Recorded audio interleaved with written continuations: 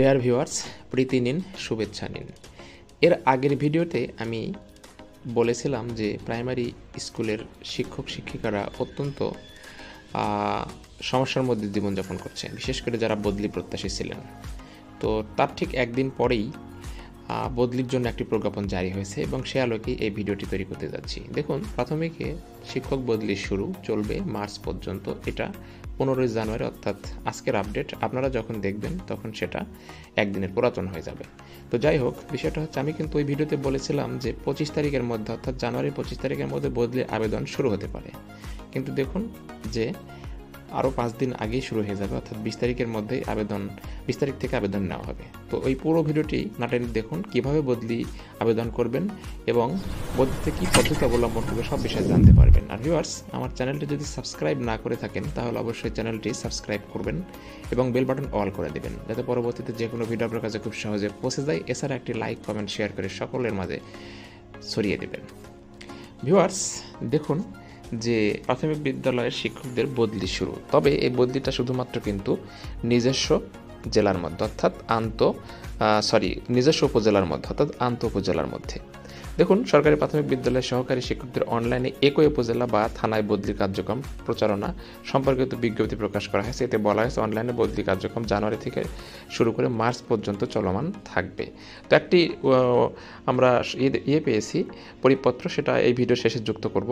তো দেখুন, অনলাইনে সফটওয়্যারের মাধ্যমে সারা দেশে সরকারি প্রাথমিক বিদ্যালয় বদলি শিক্ষকগণকে মধ্যে একই উপজেলা, যে বিষয়টা গুরুত্ব দেওয়া হয়েছে যে একই উপজেলার মধ্যে কিন্তু, অর্থাৎ ডিস্ট্রিক্টের মধ্যে কিন্তু বদলি হবে না।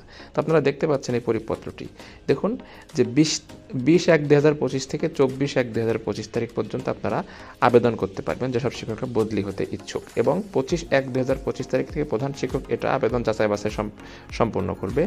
26/1/2025 তারিখ থেকে 29/1/2025 তারিখ পর্যন্ত উপজেলা শিক্ষা অফিসার এটা আবার যাচাই বাছাই করবে, এবং 30/1/2025 তারিখ হতে 3/1/2025 পর্যন্ত থানা শিক্ষা অফিসার কর্তৃক যাচাই বাছাই অগ্রহণ সম্পূর্ণ করবেন, এবং 4/2/2025 তারিখ থেকে 10/2/2025 তারিখ পর্যন্ত জেলা প্রাথমিক শিক্ষা অফিসার কর্তৃক সহকারী শিক্ষকের আবেদন যাচাই ও অনুমোদন সম্পূর্ণ হবে, অর্থাৎ এরপরে ডিপিও প্রাথমিক শিক্ষা অধিদপ্তরে পাঠিয়ে দেবেন। এখন শর্তসমূহগুলো দেখুন, যে শিক্ষকগণ সর্বোচ্চ 3টি বিদ্যালয়ে ক্রম অনুসারে পছন্দ করবেন। তবে কোনো শিক্ষক একাধিক পছন্দ না থাকলে শুধুমাত্র 1টি বা 2টি পছন্দ করতে পারবেন। আবেদনের প্রেক্ষিতে বদলির আদেশ জারি হলে তা বাতিল করার জন্য পরবর্তী কোনো আবেদন গ্রহণযোগ্য করা হবে না।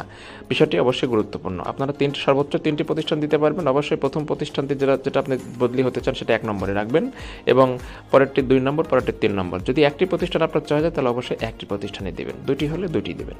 আর অবশ্যই একটি আবেদন করার পরে কিন্তু 2টা আবেদন করা, পরে কিন্তু আবেদন ভুল হয়ে গেলে আবার কিন্তু আবেদন করা যাবে না।